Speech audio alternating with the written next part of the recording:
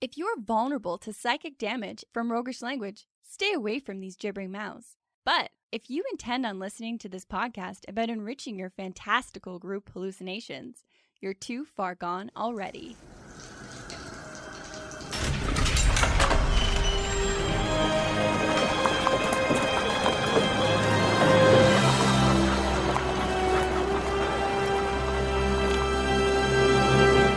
Your next game is going to be a holy shit showdown, and here's why. In this episode, we're finding some answers to how can I plan an engaging grand encounter? And what does an epic dragon fight look like? And where do good dragons come from? Aren't they all nasty beasts? Welcome to the Hook and Chance podcast. I'm Travis. And I'm his brother Jordan. So have you ever introduced a massive, elaborate encounter that you put all of this planning into, only to realize 5 minutes later that you really goofed? All the time and every time. It doesn't matter how many times I build an encounter and I'm like, this is the best encounter that I've ever built. 5 minutes into it, I'm like, oh, fuck, I missed that bit. The game, I wish I'd thought of that earlier. Tears it to pieces, the reality of the session immediately. Like when you've planned some grand cliffside that they have to make it up to get to the dragon fight. You didn't plan this part out, but you start making them do climb checks. And you're 5 climb checks in and you realize you can't have them fall now because that's just instant death for one failure. And you're also not accounting for the wizard with noodle arms. Like, yep. It doesn't matter how you go about that. That's going to be a strength-based check. So then you got the dragon just watching them from another cliff, waiting for them because you can't have the dragon engage. Tapping its fingers at the top of the cliff, going, I wonder when those shit-ass adventures are finally going to make it up here. And you're just rolling dice in a circle and nobody's interested. Most other encounters that we've done, you get halfway through it and you go, shit, I should have done that better. Yeah. I wish I'd thought of that earlier. I had some fun ideas, but we can do better. And that just goes back to planning and putting some conscientious thought into some of those encounters. And I have to say, when they do go south, that's one of my least favorite things I've ever experienced playing D&D. The energy in the room just drops while you try to figure out where the ripcord is to get you out of this encounter. Oh, I know that feeling so well. I hate that feeling so much. It just makes me feel icky and sticky. Somebody please have a good time. Well, over the course of this podcast, we've fortunately had the chance to gain insight from some pretty great DMs. And with our own experience, we put together kind of a checklist, a guide for creating consistently complex and satisfying encounters. Yeah, it kind of screams for a resource at some day. Maybe I'll get around to building that. So we're going to go to the strategy stateroom to put together a dragon encounter, and then to the Temple of Inspired Hands to talk about a really cool dragon adventure. This is the strategy stateroom, where inventive and cunning tactics are crafted for when they're needed most.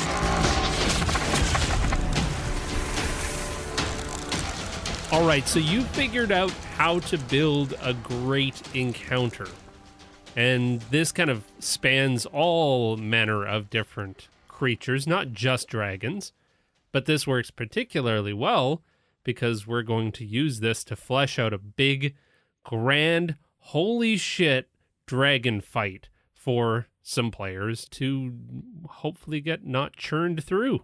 Because everything's got to build towards a dragon encounter at some point. That's right. The entire game of D&D is leading towards a dragon encounter. Again, whether you know it or not. So take us through the steps to planning a big bad dragon fight. Well, you got to know your villain. We've even have an episode just about villains. So go there for a little more depth. Then you want to build to suit the players and the villain. Interesting. I'm intrigued. And then you want to build encounter stages and triggers for when to switch between them. All right. So we're going to go through this in a lot more depth, and we're going to try to do something a little bit different this time because as we go through the points, we're actually going to build out an encounter thanks to the participation that we got from one of our patrons and our Discord chum, Leprechaun. Thank you, Leprechaun. Because we thought you were probably tired of hearing about our characters. Well, Leprechaun provided us an entire list of players in a group, And we're going to try and, tune this entire encounter just for this specific group. If you're not running a pre-written campaign, there is no reason to not make the entire story centric around the players themselves and make it consequential and interesting and meaningful to the players that are sitting at the table. And as we dove into in the last 2 episodes, dragons should be something to be in awe of. And if this grand encounter doesn't feel grand, if it's just a straight up monster fight where you're both just trying to outlast one another's hit points, that's not going to feel satisfying. And it's kind of funny because dragons at their mechanical core are fairly simple monsters. They're tough as shit, but they just have claws, a bite, wings, and a breath attack. Sometimes a tail. Unless you cut it off. Like a dog, they've docked the dragon's tail. I guess. That's rough. Yeah. Mistreatment of dragons. I also want to point out that we're going to be doing a dragon lair in this episode, but you could have an epic dragon encounter anywhere. This is just for simplicity's sake. Yeah. I mean, you could be defending a town from a dragon's fury. You could be fighting on a space station when 30 dragons show up. A space station? You could. I guess Just saying so. You could. You could be fighting in the center of the core of the planet. Your mind is ever fertile. And the planet turns into a dragon. No, And I'm stopping you there. Stop. Okay. Okay. So we got to get to know our villain. So what environment is our dragon going to be in? I mean, it's a green dragon, right? So forest. Yep. And you and I love running themes around kind of core principles or core, the players are fighting for truth, justice, and whatever. And so a lot of the enemies are going to be counter to that. And that creates a lot more drama. So what kind of themes are we going to run with on this? Well, Leprechaun gave us the main theme from his party of reclamation. Interesting. And that comes from individual themes like honor, glory, and knowledge are the things they're trying to reclaim. Cool. Okay, I really dig that. That's neat. That's a heroic theme. It really ties a group together. And I like these themes just because they provide me with inspiration when I'm sitting there and I've just got nothing for my next creative step. And then I think back to the theme, and that usually triggers something in my weird brain. Well, again, you can be more creative within boundaries. Yeah, totally. So, yeah, having those themes really helps.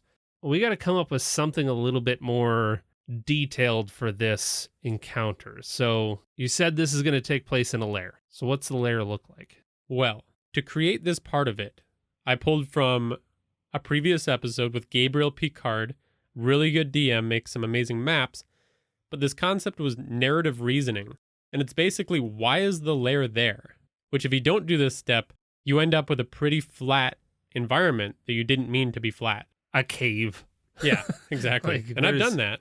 For sure. Oh, I'm guilty of that like nobody's business. So I was thinking, what if the lair was constructed by a small community of elves that was a strong bridge between the worlds of dragons and humanoids? Cool. They had tons of knowledge packed away, from dragon spells to the secrets of the human nobles.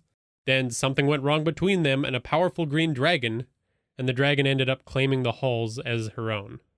Very cool. Even just a library is a lot more, interesting to me. Rather than, you could put that anywhere. You could put it in a box cavern, or you could put it in a forest, but just the fact that this place had a history before just makes it all the more interesting, because you've got that, pardon the triple word score usage, but the juxtaposition of a big angry beast and all of these, halls of books and tomes and knowledge. And the combat that's going to happen there is going to be really interesting, because I think I can add a lot of flavor in books exploding when spells are being cast, and shelves being knocked over and toppled. Like, there's a lot of dynamism in that location. And with those kinds of details, I can see the more intelligent people in the party, like the wizard, having an internal problem with that as it's happening. It's giving them something to play on. Yeah. I mean, you've got life and death at stake, but at what cost? Maybe some of these tomes are the only ones in existence. and protecting them and protecting the environment that I'm fighting in, that's going to be a true trick. That could have been the whole reason that some of the party members are there. Yeah, trying to protect that knowledge and recover it. Cool. So I think that's pretty solid. Then we just need some of the basics like the dimensions, which maybe this massive library is 200 feet long, 40 feet high, with some pockets and offshoots. It's 30 feet across. Okay. I think we need some more details in there, like, I don't know, what else is in there? So we've got the bookcases, we've got, I mean, it's a green dragon. We have to add some greenery in there. Haha. That wasn't a pun. I'm saying that the green dragon might want to make itself at home. And also, you've got all of this stone and all of these books, and those, I don't know, those aren't easy to blend in with. And as we kind of talked about in the last episode, I still kind of now see green dragons as being somewhat tiger-like, like feline in their movements and actions. And so they might want some camouflage. Yeah. Well, I mean, first of all, you could have trees growing through the walls, vines dangling between them. That Totally. tiger dragon's going to be perching in those trees and in those green areas to blend in. So we're talking tons of foliage, tons of vines, because this library has been in ill repair for hundreds of years. And then if you think about the fact that the green dragon can breathe in water, you got to have some water in there. Why not cover the entire ground in water? And here's a truly diabolical idea. So the water is all the same level, and there are some high spots and some low spots. You know, you can see maybe the tile floor in some areas that the earth is kind of pushing it up and breaking that immaculate tile floor. But then the rest of the ground is covered in water. And I'm thinking variable depths. Deep enough, like you said, the green dragon can breathe water. So why couldn't it hide in the water? Oh, absolutely. Why couldn't there be spots in the terrain that to the players looks all the same depth, but then has like 10 or 20 foot deep holes that are hidden in this kind of murky, mucky water? The dragon could dig as deep as it wants. Yeah, so it has filled this chamber and has even tunnels to get around. Maybe there's still fresh water coming in from outside, so it's not just like a stagnant swamp. Yeah, we definitely have to throw a little trickle coming in through the ceiling, or like a small waterfall somewhere. Yeah. Then to give the players something to run around on, you could have all the greenery kind of creating a maze through the water. So they can still get from place to place, but it's got to be strategic, and they don't know if it's going to vanish beneath their feet. Ah. Then I think you just got to throw in another real sensory detail, like the dragon breathes Gas. gas. Chlorine gas, to be specific. Oh, really? So you could give it some kind of a rotten smell of fruit or garlic or something like that. I don't know if you've been to like an over-chlorinated pool, but it burns your lungs. Heck yeah. You can feel it almost on fire. Like, it's not a good feeling. So there's a literal choking energy in the room. Yeah. Okay, I think we got the scene set. Just a level set for you if you're unfamiliar with green dragons. They're not beasts. They're incredibly intelligent. They love intrigue. They're very secretive. They're diplomatic creatures. And to me, they have always screamed asshole. And Classic green dragon just goes on the top of a mountain and goes, asshole! all chromatic dragons are somewhat assholes. Whereas another dragon might, burn you to a crisp and eat you, a green dragon is going to mentally torture you. Yikes. Because they have the ability to just sway anybody to their side. They're very, very adept socially. They're the only chromatic dragon that has really high skills in the persuasion, deception, charisma area. Yeah.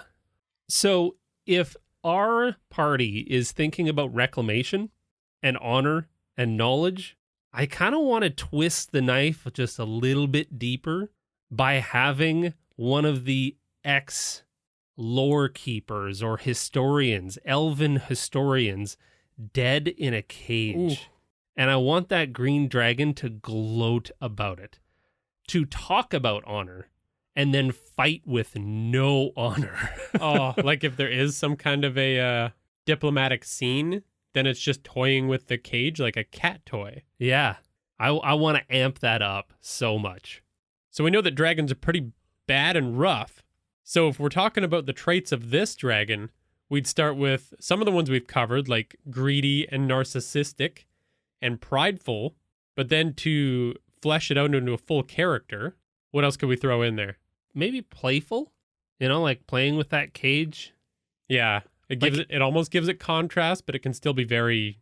And maybe almost jovial, like because of that playfulness, it's creepily happy that the adventurers are there. Yeah, maybe it's just got a heightened sense of the dramatic. I mean, it's had time to read some classic literature. literature from the library. And of course, this comes straight from Green Dragons, but maybe that final trait is just that it's cunning. Yeah, for sure. I like that. So, what are our heroes trying to accomplish? We need a goal for this entire encounter. Well, I think this is going to come a lot from how the story leads up to it. But just to give us something that's not kill the dragon, maybe they're trying to get it to leave its lair, at least semi-permanently, so that they can do some of that quick reclamation. Pull some knowledge out of there, pull some treasure out of there, whatever they're looking for. Dig it. Okay, now we need to do a character rundown. So if we're going to make this entire combat feel heroic, we need to take a character's strengths and we need to build some elements of the fight to actually specifically suit it, because this green dragon's going to get some pretty dope lair actions. Yeah, we don't have to worry about the power of the dragon in this scenario. We've actually given it, quite a bit to do here. So we need to take elements that each one of the players can utilize really well in this encounter that actually leads to their skills, that their skills benefit greatly from interacting with. So, for instance, if we have an archer, we need something for them to shoot, not just the dragon, but like something to interact with within the environment that might help or hinder their fight, but is uniquely something that an archer is going to benefit from. So this is how we have to actually study our players and figure out what they're good at. Okay, let's take Leprechaun's first character. Leo Morn, fighter, champion, human, and ironically, an archery fighting style. So this works perfectly with the sharpshooter feat. Got that high dexterity. And Leo Morn is always looking for underhanded tactics to get the advantage in this situation. Treasure focused and a risk taker. Very good. So what kind of tactical element have you got for something like this? Okay, so how about in each of the corners of the ceiling, you've got beautiful crystal dragon heads. Oh. Kind of that vanity thing, narcissism thing. But if they're broken, they'll shatter into dangerous shards. And they're not massive. They're not super ostentatious. Okay. So the dragon's not going to assume that people are going to aim to break those right off the bat. Though I still like that we've described up until this point a library that's in disrepair and flooded, yet that vanity is coming out in full force and is like, I want some crystal heads that look like me. That's badass. I mean, dragons don't have the same sense of style as humans. It's a lot more flamboyant, apparently, crystal heads. Well, I don't know, whatever breakable material you want. But let's say it does break into dangerous shards, and each of those heads could contain something of serious value that the dragon's going to fight to get to first. So it's providing a huge distraction. Because, when you're fighting a dragon, are you not just thinking, please don't breath attack me? Pretty much the entire time, yeah. Yeah.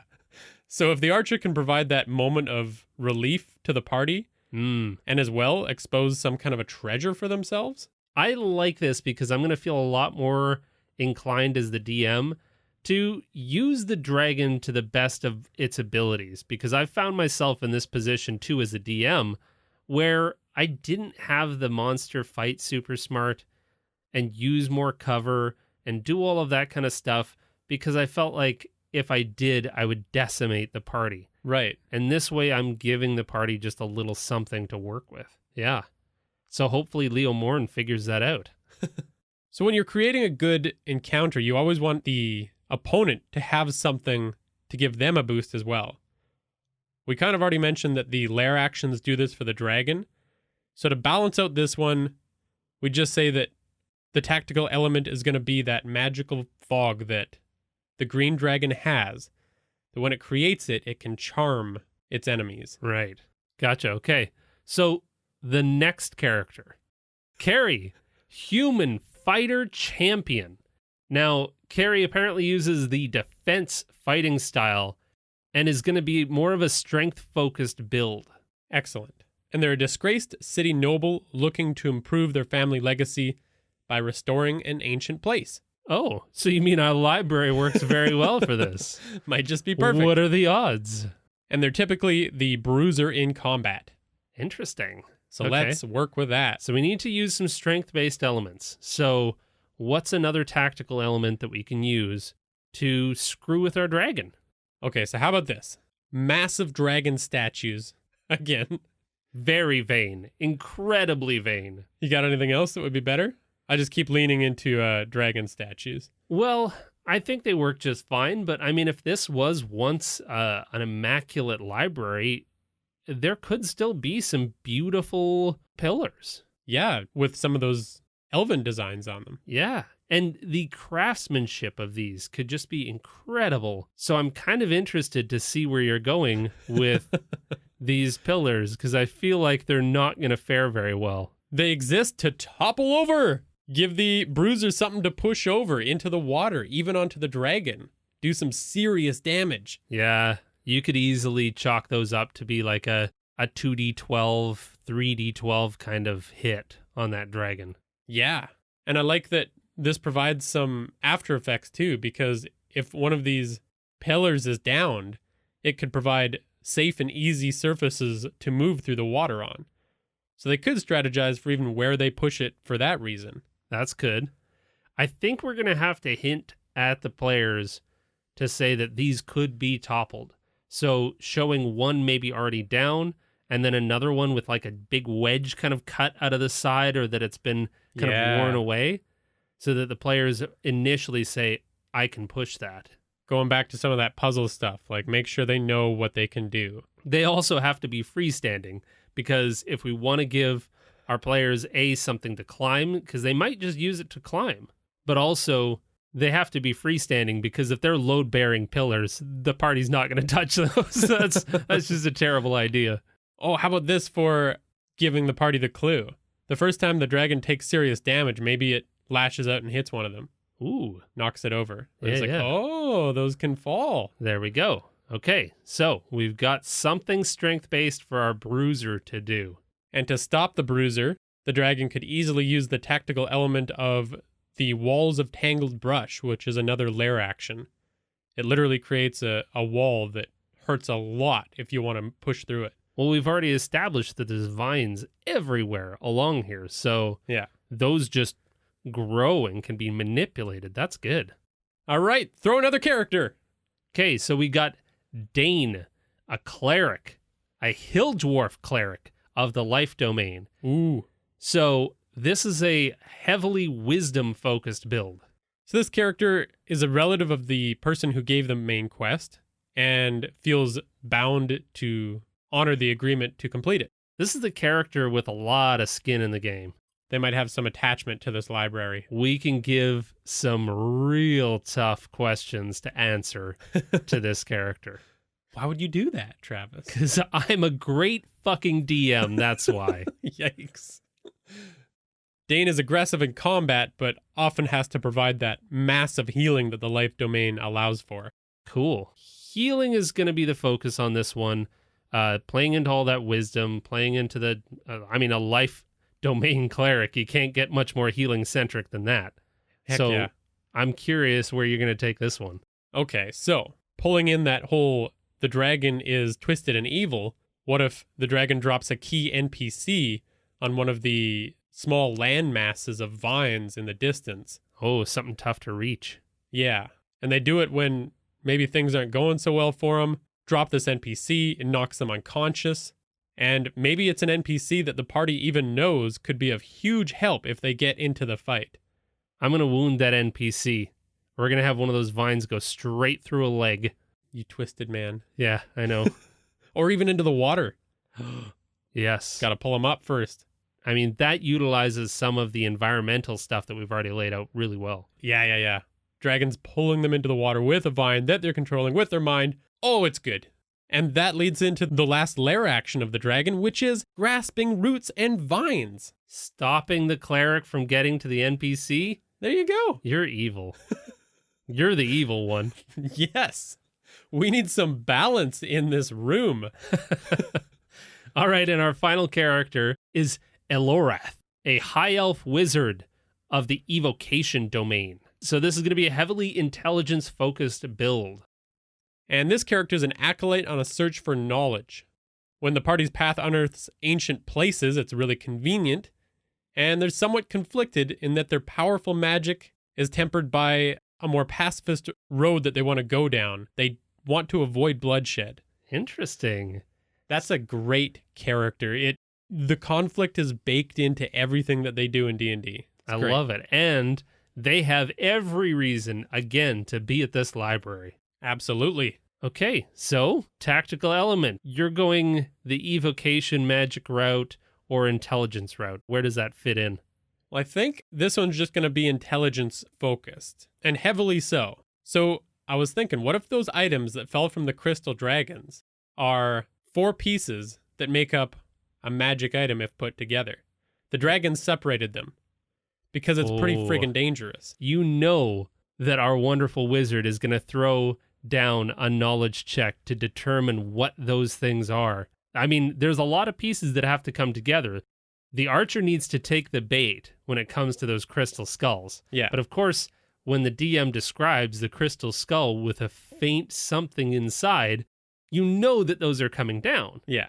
And then once those do come down, you know that somebody's going to roll and like, do I recognize that? I don't know what the hell that is. And I say on this one, just give it to the wizard. Fair enough. They're smart. They are smart. Yeah. So it looks like one of 4 pieces. When you have 4 crystal heads in this room, they're going to put it together. Yeah.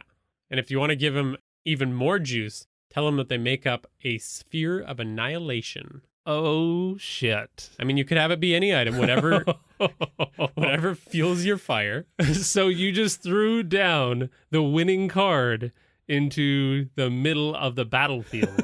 Holy shit. Now there's a bit of a fight going for putting that together.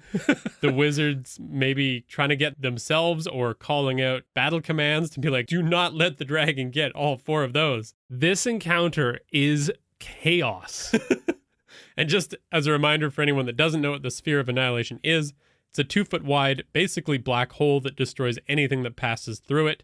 And it can be mentally controlled by someone that's super smart. Oh, man, that's diabolical. And where it provides even a little more conflict is you can mentally fight to control it. Like if 2 people want to control it, then it's a test of intelligence. So this battle is coming down to the might over mind of the dragon and the wizard. Yeah. So the people that have the hitty, smashy things don't account for much when the shit really goes down, and now you need the biggest brain in the room to go toe-to-toe with the dragon. Well, I feel like everybody's strengths are being used because the wizard doesn't have that luxury if things aren't going smoothly enough. Oh my god, yeah. And I think that counts for the tactical element of the dragon as well. Absolutely. And I think a reminder is in order here that you don't necessarily have to build a tactical element for every member of the party. That can be kind of an exhausting exercise. Absolutely. And you might want to use it for these massive encounters. But just throwing in one tactical element that makes one of the party members feel heroic, or 2 of the party members. This is their time to shine, but in the next encounter, maybe it's the other 2 players. And another reminder is that we're thinking about these tactical elements for the specific party members, but any party member can interact with any of them, and that's what creates the dynamic encounter. True enough. Okay, so the final step is building stages and triggers that can happen within this fight. So it becomes a out-and-out brawl if we just have whoever can reduce the other one to their HP. If there's no dynamism in the different stages of a fight, I, as a green dragon, am going to have a very different approach at full health than when I've been beaten and bruised down to around half health. I'm going to change my tactics. And my psychological state. I'm getting pissed. Well, and what I love about this area that we've already got kind of figured out and that we can use in our different various stages is the varying heights. We've established that the dragon can go low into the pools. Under the sea. It can fight at ground level where all the vines and the bookshelves are, or it can go high. And I think we've kind of talked about the pillars, but I think maybe some balconies up in this area. Reading nooks. Yeah. You will find the dragon up in the reading nook. It's a very sophisticated dragon. All right, so if we're going to break this down into 3 stages, stage 1, we need triggers, and then we need a change of tactics. So what's our first trigger? This is before the combat pops off. And unless you're planning a full-on conversation, the dragon's going to be sneaking around. So we're going to either put him in the water or on the balcony, like with some of that greenery around them, and they're blending in like a cat does into the trees. Well, we've already discussed that this dragon has a flair for the dramatic. Yeah. And loves intrigue, which means that this dragon has been following them for some time. It knows they're coming. It knows that they're coming. It is waiting for the grand reveal. Yeah. It cannot wait to talk to them. Bubbling with excitement. But it has to make a serious entrance. So I'm digging that balcony. Yeah. Of just like, I can imagine the dragon, hands kind of crossed, just standing or sitting, oh so proud of its domain, and that it has allowed these puny dumb shits to come and parlay with it. So then if you get into the tactics, if it's just chilling in the heights, it's going to want to introduce itself with that poison breath. Well, maybe it would just be really casual about it too. Let me bestow upon you some of my delicious breath. Well, I think this happens. Like, this is its first attack. Yeah. And it's going to regenerate this very quickly. So it's going to open with this, especially because it's at range. So if it is on the balcony, if it is blending in, it's having a whole conversation with the adventurers while completely stealthed. And maybe the adventurers see it, maybe they don't. But if somebody makes a move, it's going to open with this. Yeah.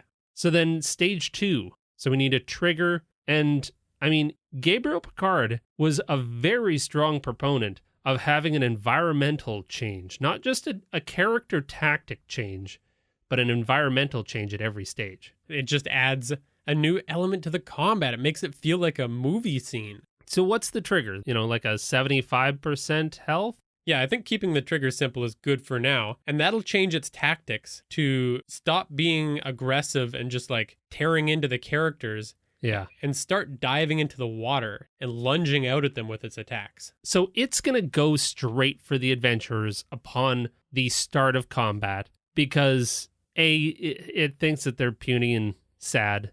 And also, if combat has started, it's been offended. And therefore, it's just going to go straight for the jugular. But now... in a playful way. Yeah. It's going to be weird. At 75% health, it's now assessing the adventurers and going, oh, this is a little bit different than I expected. I'm going to have to play a little bit more defensive. Yeah, going to have to be smarter about this. The environmental change could be the water flowing into the room is increased. So maybe at that 75% health, the dragon smashes into the wall intentionally where the water's coming in, increases the flow. Nice. So now the room is filling slowly. Like maybe before it wasn't, even when you were standing in water, it was like ankle deep. And now it's becoming knee deep, which means certain areas have now become difficult terrain. Totally. Giving less room to run around on. Very good.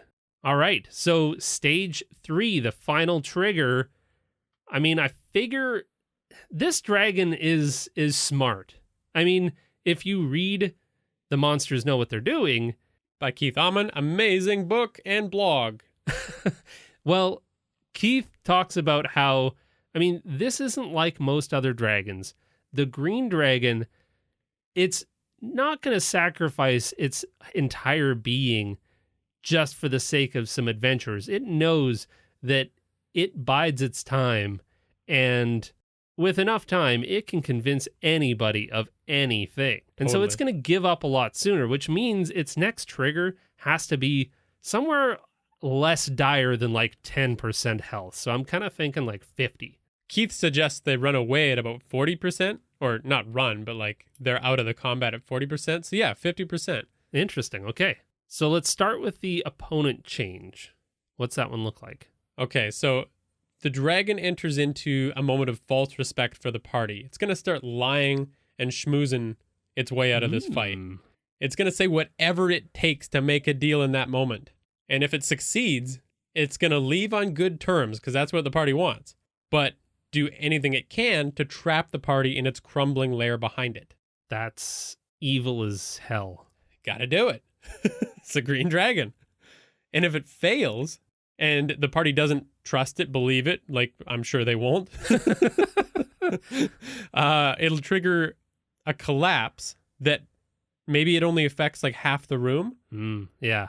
Because you don't want to take away everything from the players in the hopes that they're going to get some treasure out of this deal. Yeah. We need to give the players some idea that this room may collapse. Like, we have to prep them for that. So I'm kind of feeling like 2 rounds of cracking ceiling might do it. And then like open areas where ceiling doesn't exist. So they know that if this shit really starts going down, to retreat to these 2 areas on the map to, you know, not be crushed by falling debris. Nice. Another strategy. So yeah, that's the environmental change then. The ruins are going to start crumbling, and the tactics are trying to force the party members into that crumbling half if it's still got to fight furiously to the death. Cool. Okay. Well, I couldn't be happier with this encounter. Like, this has everything that I want in a really grand encounter. It feels pretty good. It might be a little much to actually run, so we might have to take out things as adjust required. On the fly, yeah. Exactly. But you got plenty to play off of there. Yeah. So those steps again,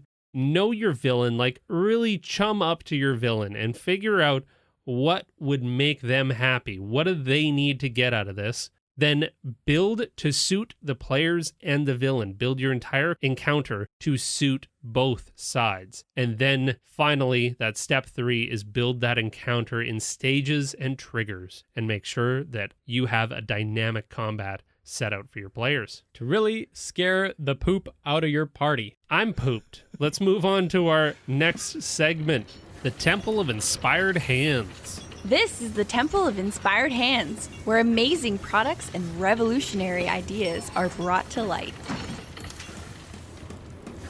Okay, so in this segment, I want to get to talking about an amazing product called the Unbreakable Anthology. But first, I want to explain how I got here. So in the last 2 episodes, I've talked about kind of the European mythology about evil dragons and the Ouroboros. But for this one, I originally wanted to find out more about good dragons. And they come from East Asian mythology. Yeah, the East Asian mythology around dragons is so cool because, like, I don't know, when I consider dragons, that's kind of where my mind goes first, to be honest. Towards the dragons that fly without wings. Yeah. Like, you and I don't have a lot of exposure to it, but like the never-ending story kind of dragon. Yes, Falcor.